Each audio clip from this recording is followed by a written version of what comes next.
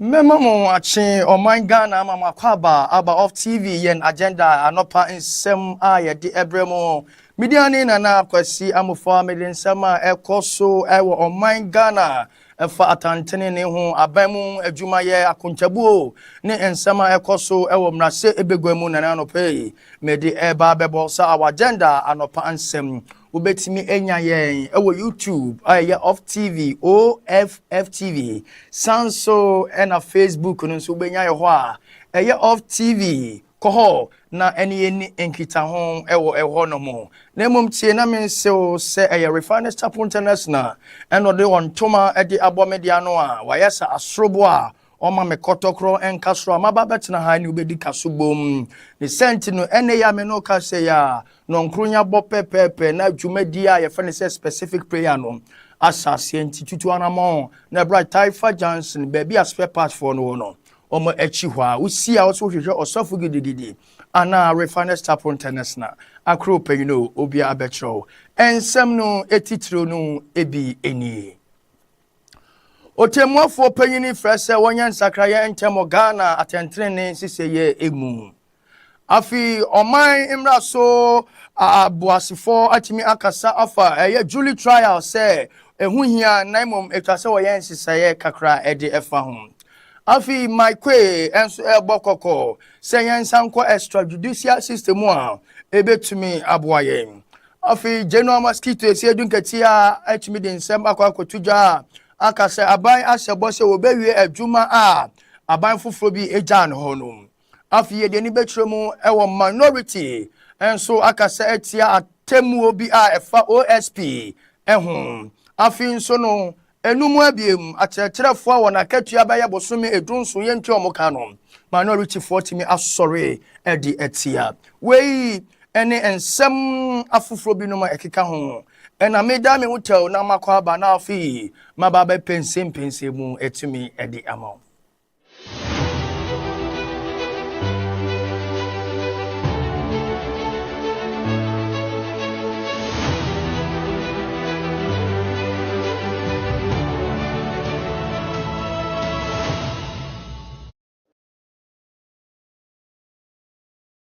afi mesra so benya bre ajebre na metumidi ensemnimu enchemu edi abo na mifrasia won sakraya ho hwehwe ewo Ghana tentene nsiseye mu wo Supreme Court emfie wo ha ani adionum afase emu no otemuafo payini po bafuboni akase ehia se ye nsakraye ntem na yema tentene nsiseye a ewo ateniemu etimi etumpon okase se atemu eye Harry eyemre ema nipa na ene ebre ene nsakraya etumi ekoso ye ayasem kase afri se nipa bebre ekasa efa ho se atemu oche a eye dima nipa se obenya atemu epa enti science mi trase ebi obefa ekwan foforo so ti se digital system ni akoya ebetumi ama atemu atuma etumi ayentem ti se kwabrane tane na asem etumi edi kopiemu ewo atentene ni anima anatemu adwuma anima omu behwe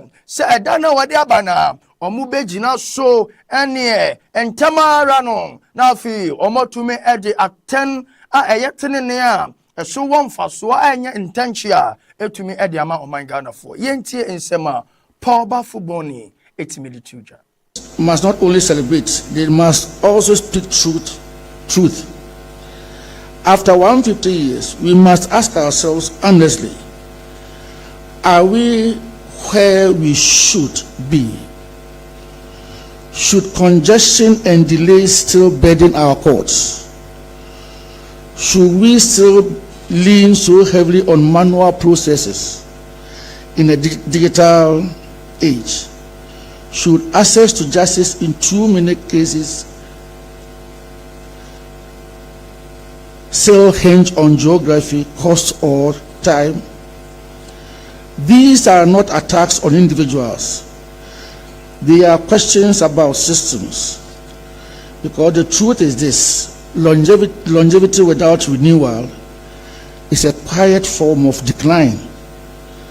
And the law, if it is to remain relevant, must not only endure, it must respond.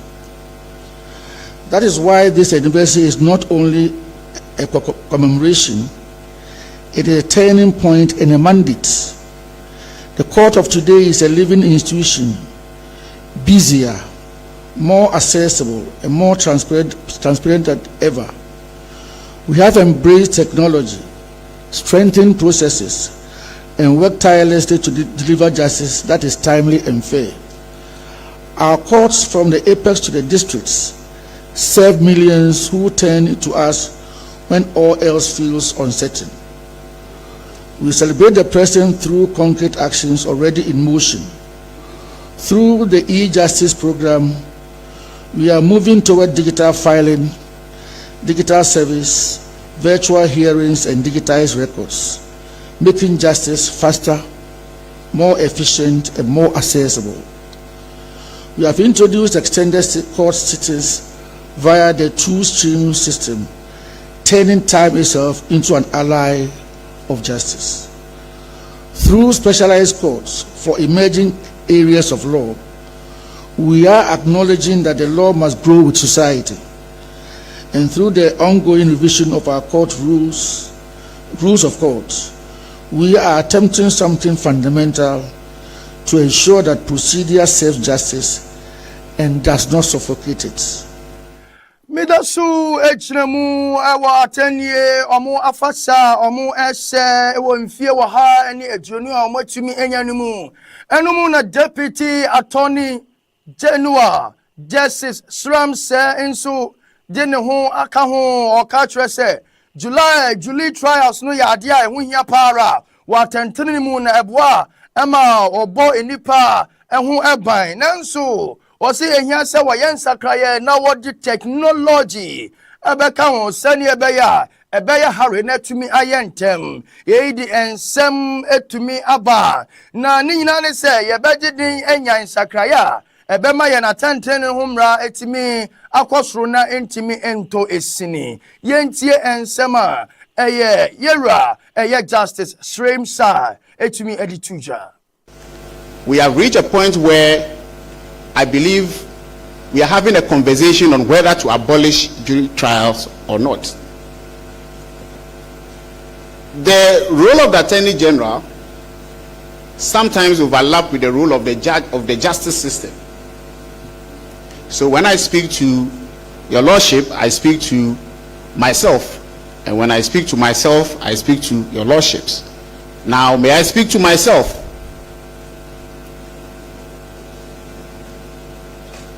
We do not think that jury trials should be abolished.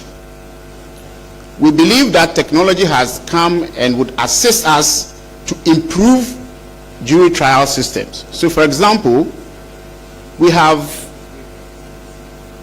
the digital address system, we have the national identification system, all of which will help us to be able to diversify the jury system and to also educate the populace to understand that justice cannot be fully done without the participation of the people. My last message for your lordships is that in the case of Salah and Attorney General, your lordship had a question which your lordship answered. In that case, your lordship was supposed to decide between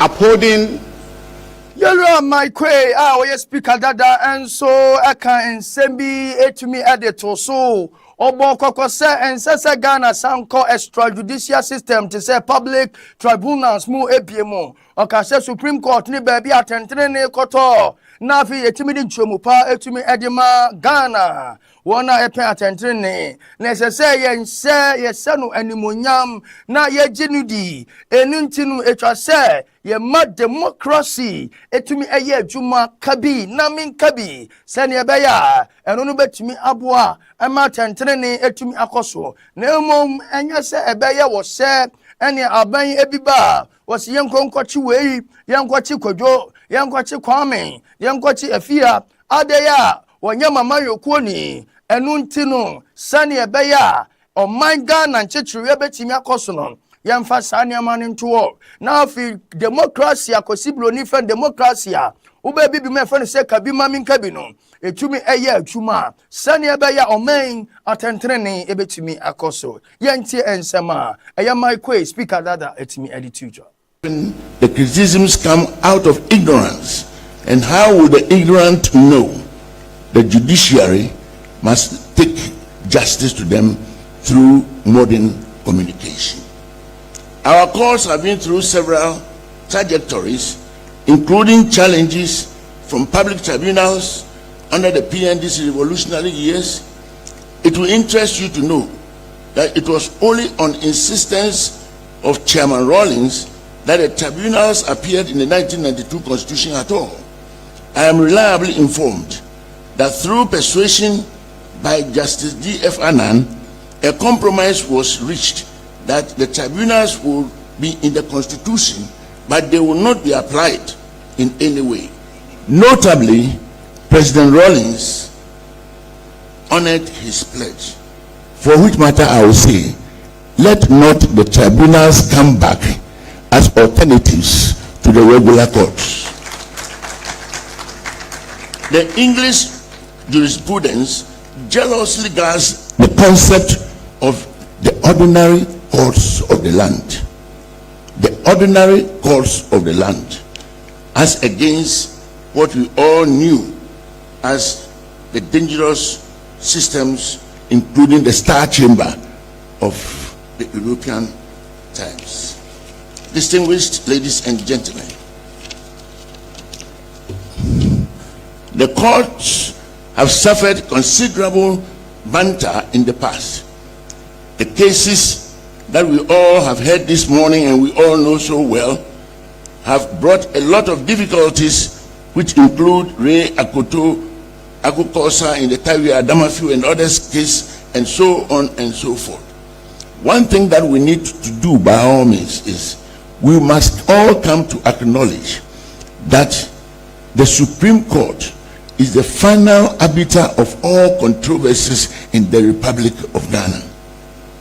No aspect or part of government, no matter what, is so supreme that it cannot adhere to the Supreme Court of Ghana. The Parliament of Ghana is not sovereign like we learnt about the Parliament of England. It has limitations well drawn out by. It also a one simple from Anna Medimani Equacopiemu Ewo Genoa Mosquito NDC for Asia. Enumuna NDC National Chairman said Dunketia Akase. Now by no I cried so baby a Juma. Abayun dadano ebaya went to me and wienu for the year John Domini Mahama as a ball edin say edi atuo se ono de onya abaya se aban bi beye nyuma na oko na saban foforo ba se nyuma we de enya me na me ye ekwan enya me na me ye hospital enya me na me sase si ye na afi we jade atuo no se na moeso na ma omanga na wo nyatimi adokro yen na mom ndis ya bind ye omo asebo ntomo behe se eye eniema biada na enwuma biada ejina ho no omo betimi awie ni nyina na etimi aboa Ghana timamfo efiri se eye ni sika eno mo de ya aban bia mfa sika mfa mfiri ni botom dabi na emo ma Ghana fo enim fifira yesam eno ho esika ntomo behe so mo beye sande ma no yenti ensem asie dinkatia ade tuja diama ohia adokoro ye kese no ba kopa ne yene amanyofo no suban bia yebu abra ya ba betra konya efise de yewu ne se aban biba no be sha adwuma bi ase a ode yenyina yesika ebe sha ase o president bia metra konya so a ode ne sika free ne fie na abeye mpuntuduma oba yenyina yesika no na ode she mpuntuduma ase enti se wantimi anwie na president fufuro ba no ka se we die eya sumasi adwuma be mfa mensanka na ono so akọhye ne de ase ono so beye onwie na ono so agya ho fufuro ba na ono so abehye bibi ase achia emuye enu nti na president Mahama ka se ono de oba ne minister bia oba appoint o DC bia oba appoint o ba bia o te no creative photo bi eto ho na to din sɛ legacy projects fund sika bia ɛbɛba bia fa bi egum na fatu anamɔ sɛ projects a aban dada bia yɛ a wɔawie no fasa sika no ewie saa projects no sɛdeɛ ɛbɛyɛ a yɛmfie na no bɛso no yɛntumi awie ne nyinaa koraa yɛbɛtumi asi yɛbo aka sɛ projects dada yɛbɛto yɛ a na aka wura mu a ɛsɛ ɔman no sika kwa no yɛtumi awie bi ama ɛho mfasoɔ aba ama Ghanafoɔ ɛdi ho mfasoɔ ɛno akyi aban ka panyin ɔwɔ ansa na yɛbɛwura mu ɛwɔ nsɛm foforɔ mu no yɛbɛda yɛn ho tɛ ɔsiman tɛtɛ ɛbɛyɛ aduasia akɔgye aboafoɔ nkrato afi yɛba a mede nsɛm na aka no mɛto awo so ɛwɔ fidua yi mu.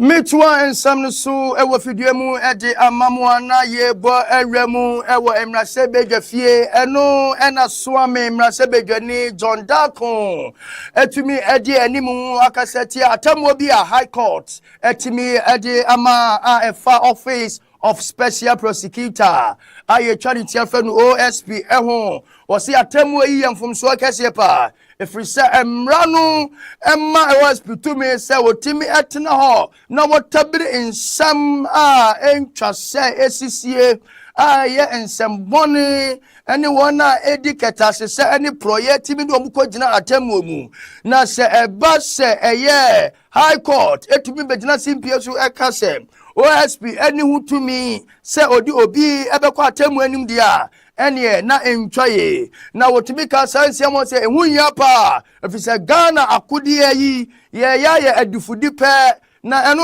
ena wakase OSP tumi na ye je free ni nsem no enya abra ebeboa emietumi enya atentre nti yenhwe se ye di nioma begu kwan mu na yetumi eyi sansem no etumi edi free wo ye ntie ensem a MP edema soame John Darko awodi emrase bedwa enim donkuma enim no mutimi gina simpie so ekasa ye no ye ntie ensem a wodi etu edwa.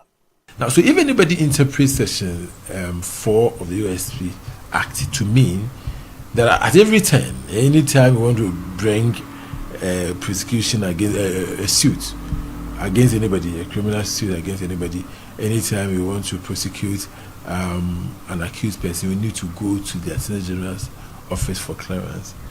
You'll be mistaken, because then there will be then there was no need to set up the office, because then it's going to be an office which is going to be controlled by the executive.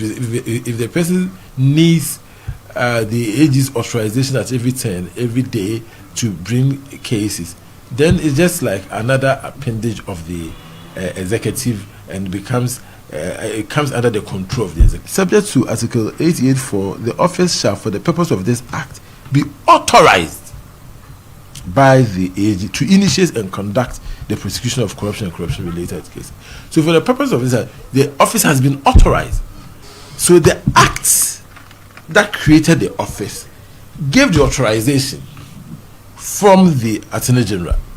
So, you don't need a letter from the Attorney General to now say that now we have given authorization to bring case against this person. Now this person, we don't want you to prosecute this person. Now this. Now war and some limuno and a minority as answer the way ni etimedi Attorney General so sasa and some ababeto John Attorney General and sorry na afi ontumi entabiri emfa emfiri eho sene ebeya ebetumi aboa ama omanga na nchetre akoso na ebesimu sai na ebetumi asori ejire mu se OSP Jubedia Odino ontumi mfa obi nko asɛmdi bi anim na mom chese woni Attorney General na ebetumi edi enipa etimi dia akɔ asɛmdi tu anim na wabram di OSP ba no omode nseseye ne mradigo akwamu edi tintim ode mantie die nti ana kwabrani betumi atam edi afiri wo na se ba se dia obema edufudi pekon no atumi ayedin yenti ense mom sanso di tuja. So if I were the AG, I would say that look, let's hold on. He wants to challenge. Let him challenge the decision first. What is a rush in taking over the cases? What is a rush? OSP is doing his work. In fact, the Attorney General has been accused of doing nothing. What at all are they doing? And so why do you want to pile more cases? He always complain that there are too many cases anyways. So what is it? If indeed, right? If indeed they actually want to fight corruption, and this is just the issue, that is the authorization is just the issue, right? The AG should just write that, okay, now this is the court decision. We have so, and we know that we need to give you authorization. In order for you to know that we want to fight corruption, we have by this letter given you authorization to continue with the cases. That would have been fantastic. That, oh, okay, really, the people want to fight corruption. Now we say we are taking over the cases. What is it you are doing that they cannot do? So it tells you that this is a government that's run away from its shadow. You campaign on the platform of fighting corruption, and now the very institution which will help you to fight. Wo awieye mu no yera John Dakon esanso ekasai edefa atrefo amenu ka say bosome maku eye edunan ebi ensa enka o market ye bi nso die eye dunson wo say aba and this yaban mutrimu ye den papa ye soli an sidi abafom en aban papa ba ene ye ne na ye nyina ye hwe ne mfanya adesuade se this yaban ni muabia adema omangana ochirechireni a wotumi agina mofranim na wachire Kofi is a boy, Ama is a girl, this is a cow, Yao is a man, onion, potato, daddy yes enya dua pepper wachire wanya na ebi muja chechire fonim na ne fan x equals to y minus 2 na wachire ne konwuntini na tichani ekokrasha ne mpabo na no achia isei uhye tichani bete bona nkoye supreme po adeya abantwa womuka na we esimu sen ena aban betimi ansa ne ma we edi ati achechirefo enu ntino ho mbesre Ghana aban se mahama nkachi fo musika ma wo na omunya bi entumi emfandi omutuma ewofie sane ebeya nisuo womote no enane no me emfa ma yewura John Mahama na wo se obesre se empanufo a wo Ghana ha nyina yenka yetumum na afika biada yedi eya chechefo yentua mfama wo yenchi nsema John Dakon edi tuja. The president is not paying teachers who have worked for over 14 months. How do you allow this to happen? Mr. President, you and your ministers are paid every month. How is it that teachers whose salaries don't even add up to about 3,000 or 4,000 a month, how is it that they are not being paid? Mr. President promised that he will employ people. Now, people die from, trying to get recruited into the forces, and nothing happens. you have students who finished school. Aha, and a brave to me, I'm a quine, and no pansem. Yetimi eboa no. Metimi ediwesi afi mema mi musu ema ohene na aba betnase na afi wotumi di our agenda ensem no nyina etumi edi aba bebo ebra no aso chekese nkoma the entire control room afi eye miankasa obapa aso miame mame Felicia Sewa efijase onoba Esther Summit afi onana Kofi ena obapa ajwa Summit enchi akese enko entumi emfama aha ena medimu esie nyame pa eda a eyechina anope mo besanso esia me sorry emohene nana abeto am se mamu ina mbonihwe a adese